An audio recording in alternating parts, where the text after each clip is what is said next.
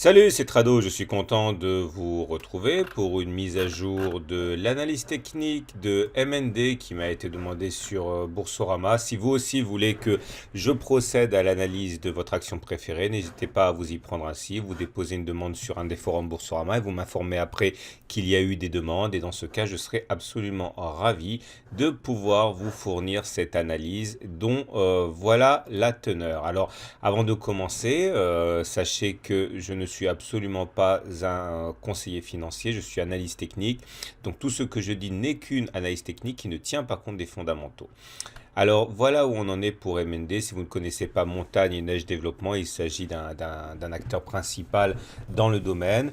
Et il s'agit de savoir que ce qui a provoqué en grande partie l'agitation récente, c'est l'annonce de la signature d'un accord avec sa nouvelle joint venture chinoise et c'est cela qui anime les marchés actuellement avec des contrats en préparation et également des contrats signés.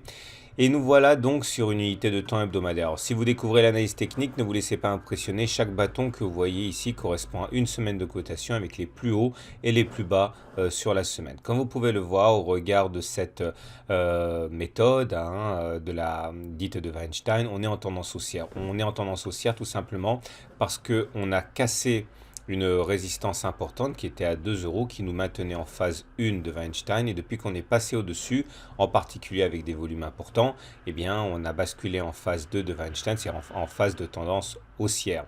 Vous remarquerez également qu'au regard des pics et des creux, on est également en tendance haussière, c'est au regard de la théorie de dos, puisque vous avez des sommets qui sont croissants et des creux qui sont croissants aussi. Tout ceci nous vaut d'être en tendance haussière et on le restera tant que les pics et les creux seront ascendants et non descendants.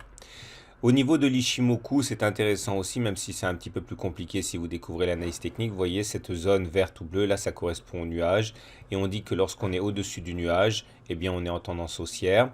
Et vous avez des courbes ici qui pourront éventuellement servir de support en cas d'attaque. Il y a la Tenkan tout d'abord ici et la Kijun derrière et en dernière instance, donc le nuage. Toutes ces zones sont des zones de support en cas d'attaque baissière.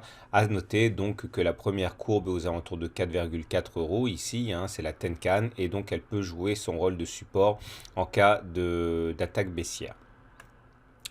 On va également noter que graphiquement, la situation est plutôt enviable puisqu'on était en train d'évoluer à l'intérieur d'un triangle symétrique, normal après l'explosion haussière à laquelle on a assisté. Et en même temps qu'on évolue à l'intérieur de ces deux obliques convergentes, bref, ce triangle symétrique, on a assisté à une baisse des volumes et la montée des volumes a accompagné la bougie de cette semaine qui nous permet justement de nous extraire avec violence de ce triangle symétrique. Alors ça ne se fait pas de manière anecdotique puisqu'il y a un gap qui s'est ouvert en même temps. Un gap, c'est-à-dire qu'il n'y avait pas de cotation entre les plus hauts de la bougie de la semaine dernière et les plus bas de la semaine en cours. Ça s'appelle un gap, c'est un signe de force. Ça crédibilise la hausse à laquelle on assiste actuellement. Et il faut savoir qu'en théorie, selon les triangles symétriques, l'objectif potentiel est de prendre la hauteur de la première oscillation complète dans le triangle. Bon, clairement, la largeur du triangle que l'on reporte au-dessus du point de cassure, ce qui nous donne un objectif d'environ 6,2-6,3 euros dans l'immédiat. Alors ça, c'est valable tant que l'on ne réintègre pas le triangle. Si on devait réintégrer le triangle, ce serait effectivement un autre scénario qu'il faudrait mettre en lumière.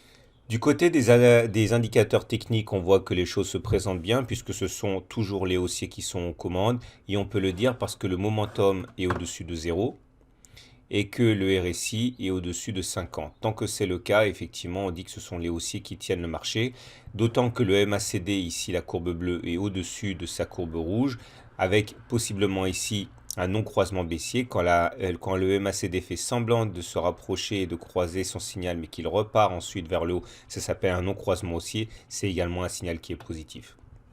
Donc si on fait le bilan, je précise encore une fois, je ne suis pas conseiller financier.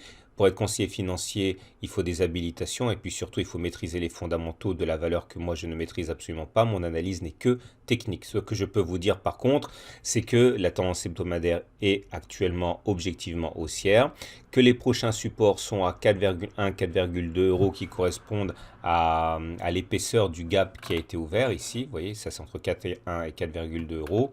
Et on a également notre prochaine résistance qui est aux alentours de 5 euros. Alors pourquoi 5 euros? Parce qu'en fait, ça correspond à ce sommet qui était là, le précédent sommet.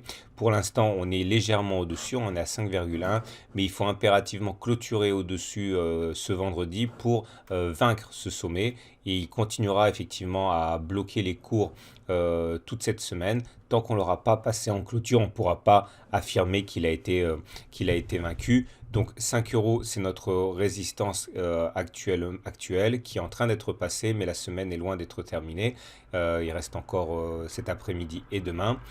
Et notez pour terminer que je serai ravi de vous offrir. N'hésitez pas ici à inscrire votre adresse pour recevoir les mises à jour de vos actions et toutes les mises à jour en fait journalières donc. Et si vous allez en bas du site, si vous cliquez ici, vous aurez accès à la page où vous pouvez télécharger mon module de formation gratuit comprenant un livre, une vidéo de 30 minutes, des exercices corrigés. Tout ça c'est complètement gratuit. Il suffit de mettre votre adresse mail, vous mettez le prénom et le nom que vous voulez et vous pouvez donc directement obtenir dans votre boîte mail ce module de formation. N'hésitez pas. Et pour terminer, puisqu'on y est, vous pouvez également accéder, et c'est gratuit également, au Trado Screener qui note 250 actions, les 250 actions les plus tradées. Vous aurez donc ces 250 actions notées allant de -6 à +6, ici par exemple, vous voyez. Et vous avez notamment, alors je ne sais pas si MND fait partie de ces actions-là, mais non, elle est visiblement pas assez tradée pour l'être, mais en tout cas, vous avez 250 actions ici, avec par exemple, je dis au hasard, Nexity qui a +4 sur une échelle allant de -6 à +6, etc., etc. Ça peut également vous permettre d'avoir des idées sur la tendance technique en cours. Voilà, bonne journée, bon trade et à très bientôt pour une autre analyse technique et n'hésitez pas à télécharger votre module de formation gratuitement.